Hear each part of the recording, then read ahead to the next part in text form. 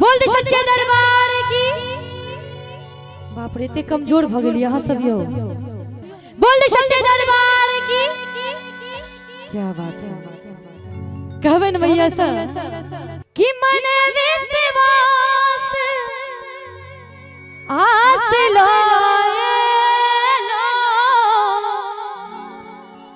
कियो ने जे उदास भागेलो। और सुजीत जी सागरा जिकन ये स्टेज के सामने है आदरणीय राम सेवक चचा जी की लिखल गीत और सुनावी और कहवे हेलो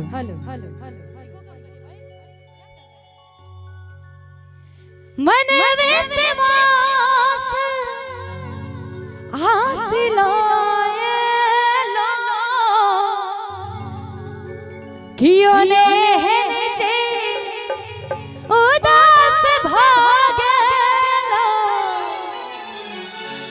कि सुन ले महा सुन ले मसब है करजिया गे सुन ले मसब है करजिया गे जिंदगी जो भागलो जकरा तकले फिर नजरिया गे जिंदगी जो भागलो जीवन उदास गुजिया धरिया गे जीवन उदास गुजिया धरिया गे एक पल में भागलो जकरा तकले फिर नजरिया गे जिंदगी जो भागलो।